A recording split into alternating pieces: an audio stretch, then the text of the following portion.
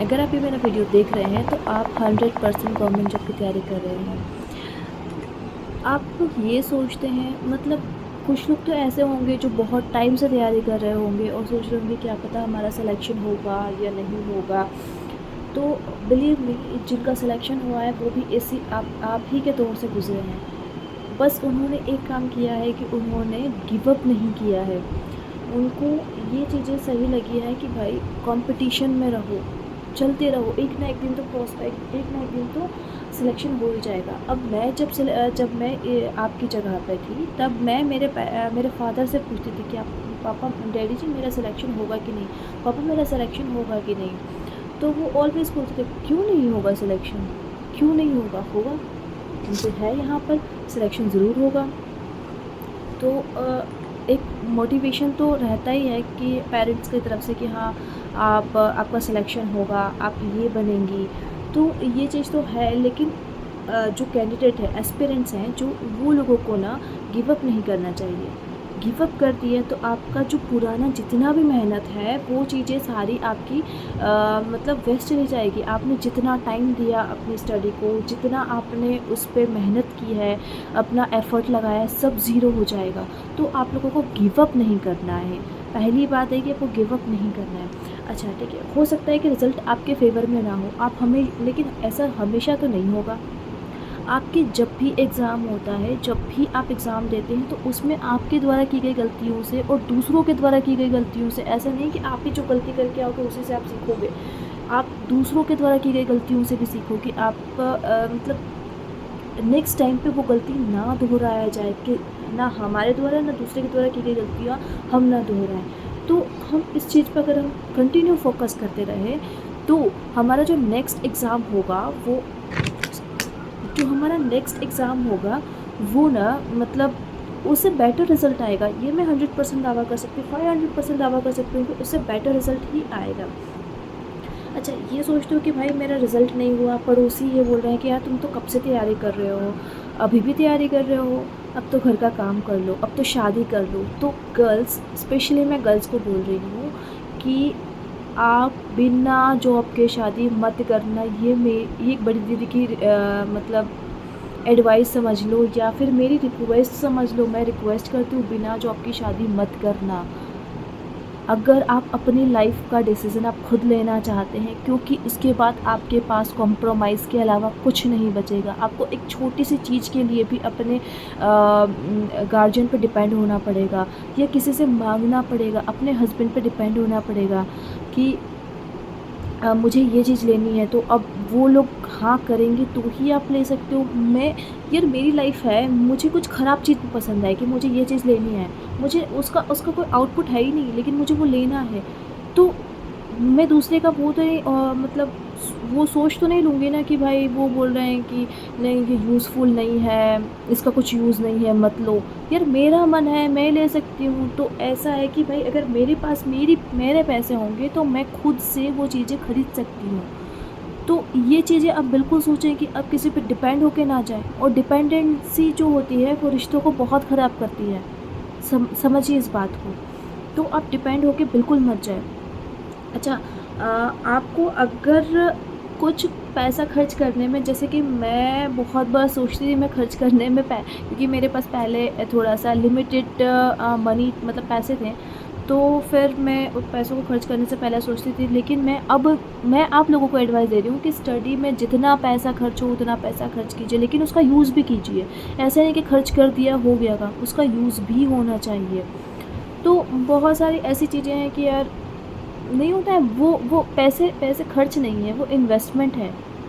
वो आज नहीं कल आपको दुगना चौगुना आपको मिलेगा वो चीज़ें। तो आप इस चीज़ पे बिल्कुल मत घबराइए कि आप पैसा वेस्ट कर रहे हैं और सिलेक्शन तो हो नहीं रहा है। रिज़ल्ट, हमारे यहाँ जो पड़ोसी होते हैं ना वो बहुत ज़्यादा, जैसे मेरे पड़ोसी, मैं एक्चुअली मैं मोबाइल से ही पढ़ती थी, मेरा कोई वो नहीं था, मतलब लाइक जो बोलते हैं ना, कोचिंग वोचिंग मैंने किया नहीं था, तो मैं खुद को टाइम नहीं दे पाती थी, मेरी स्टडी को टाइम नहीं दे पाती थी, क्योंकि मैं उस टाइम कोचिंग पढ़ाती थी।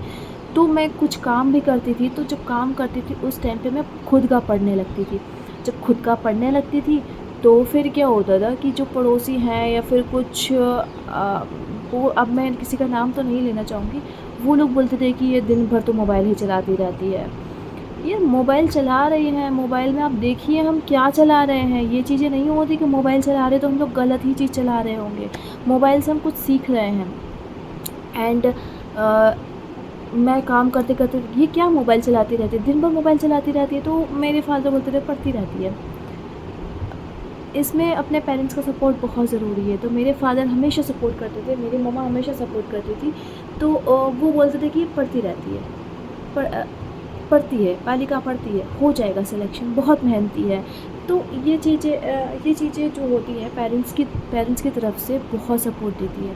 अच्छा, ये जो है कि आप लोग गर्ल्स, मैं आजकल कुछ गर्ल्स को देख रही हूँ कि वो लोग बोल रहे हैं कि पति कमा लेगा, पति मेहनत कर लेगा, क्या ज़रूरत है जॉब की। तो मैं बोल रही हूँ कि आप जॉब लेकर देखिए, आपकी खुद की फ्रीडम, आप खुद को ही अलग फ़ील करेंगी।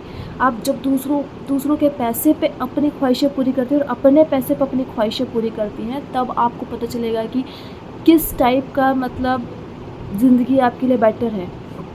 तो प्लीज़ अपनी ख्वाहिशें खुद पूरी करो, दूसरे पे डिपेंड होने की ज़रूरत नहीं है। एंड बॉयज़, आपको पता है कि अब बिना जॉब किए अगर आपकी शादी हो गई तो अब कितनी दिक्कत आ सकती है। अब तो खुद दूसरों पे डिपेंड हो, और आप पे डिपेंडेंट होने वाली लड़की, मतलब आपके जो खर्चे हैं वो स्प्लिट होने वाले हैं। आप दूसरों से पैसे, अपने पेरेंट्स से, अपने गार्जियन से पैसे ले रहे हैं और उसी को स्प्लिट कर देंगे, तो भाई आधा खर्च, मतलब आप समझ सकते हैं कि क्या सिचुएशन हो सकती है। तो इतना सब कुछ है।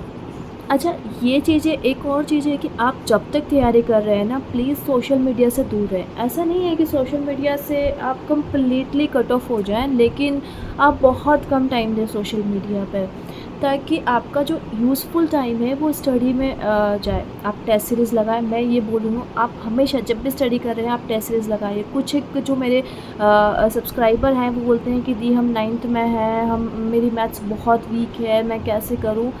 कुछ भी नहीं करना है, आप सिलेबस उठाओ, जिस भी एग्ज़ाम की तैयारी कर रहे हो उसका सिलेबस उठाओ, उसके हर एक मतलब जो टॉपिक्स होते हैं उसके डाउट्स आप क्लियर करें। टॉपिक्स के डाउट क्लियर करेंगे तो आपकी मैथ्स कोई वीक नहीं है, मैथ्स सब वापस आ जाएगी, वापस सीख लेंगे। ऐसा कुछ भी वीक नहीं है। आप एनसीईआरटी उठाइए, एनसीईआरटी से ही क्वेश्चंस आते हैं, एनसीईआरटी के ही क्वेश्चंस रहते हैं। हाँ, उन लोगों को उसको पूरा एक्सप्लेन किया जाता है स्कूल टाइम पे, और अभी हमको शॉर्ट ट्रिक्स में यूज़ किया जाता है। अच्छा, आपको स्कूल में वीक था वो कोई इशू नहीं है, आपके स्कूल में मैथ्स वीक था वो कोई इशू नहीं है। आपको कोई भी, आपको बहुत लंबा चौड़ा उसका वो थोड़ी स्टेप्स थोड़ी करने हैं, आपको तो विदिन सेकेंड आपको उसका आंसर आना चाहिए। ऐसा वाला मैथ्स चाहिए आपको, स्कूल वाला मैथ्स नहीं चाहिए। तो आप प्लीज़ इस चीज़ को बिल्कुल माइंड से हटा दीजिए कि आपको स्कूल टाइम वाला मैथ्स चाहिए। आर्ट्स स्टूडेंट भी मैथ्स बहुत अच्छे से कर पाते हैं अगर इसमें यह सिलेबस उठा के अपने डाउट्स क्लियर कर ले और उस पर प्रैक्टिस करते जाए जितने भी क्वेश्चन आते हैं। तो ऐसा कुछ भी नहीं होगा कि आपका स्कूल टाइम में मैथ्स वीक था या स्कूल टाइम में जो भी सब्जेक्ट वीक था तो वो यहाँ पर भी आपको वो इम्पेक्ट करेगा नहीं। और मैं आप लोगों को ये बताना चाहती हूँ कि आप फेल्योर से मत डरिए। फेल्योर हमेशा, मतलब आप जब भी फेल होते हैं, जो भी कुछ होता है, आपको उससे कुछ ना कुछ सीखने को मिलता है। ये आप उसे सीखिए, उसको आगे एग्ज़ाम में यूज़ कीजिए। आप मॉक दीजिए, मॉक बहुत इम्पोर्टेंट है। और मॉक एज़ अ एग्ज़ाम ही लीजिए कि मेरी एग्ज़ाम चल रही है, मुझे मॉक देना है। अब उसमें देखिए कि भाई मेरे कितने क्या क्या फेल्योर मैंने इसमें किया है, क्या क्या फेलियर हुए हैं जिसको मैंने ध्यान नहीं दिया है, और उसको बहुत अच्छे से कीजिए, उसको डाउट को क्लियर कीजिए। अच्छा, जो क्वेश्चंस आपके रॉन्ग गए हैं उसके सारे पॉइंट, सारे जो उसके एमसीक्यूज़ के जो क्या बोलते हैं ऑप्शंस हैं, ऑप्शंस को आप बिल्कुल उसको कीजिए कि इससे रिलेटेड क्वेश्चन क्या बन सकता है, इससे रिलेटेड क्वेश्चन क्या बन सकता है, इससे।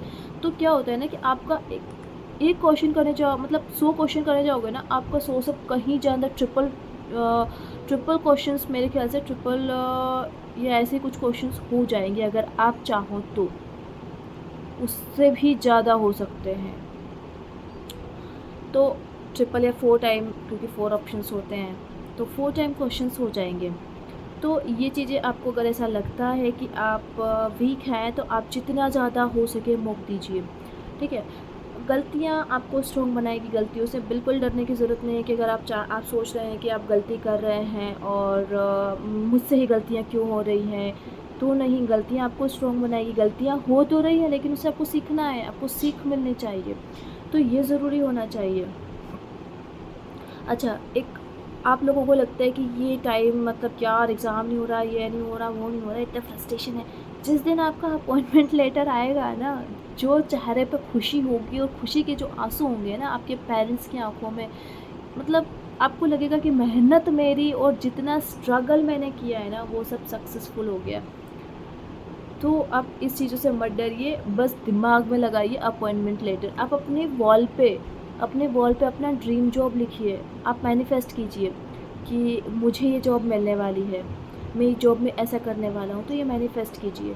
आप वो अपॉइंटमेंट लेटर की फ़ोटोज़ अपने मोबाइल में लगाइए ताकि मोटिवेशन आएगा। मोबाइल के वॉलपेपर पे लगाइए, आपके लैपटॉप के डेस्कटॉप पे लगाइए, तो डेस्कटॉप के वॉलपेपर पे लगाइए। तो बहुत सारे ऐसी चीज़ें हैं, ऐसी चीज़ें करिए जो कि आपका ध्यान भटकाए नहीं और आपको मोटिवेट करे। सो गाइज़, मेरा आज का ज्ञान इतना ही था। ज़्यादा ज्ञान मैं दे नहीं पाऊँगी लेकिन मेरा इतना ही ज्ञान था। Thank you so much. Love you all.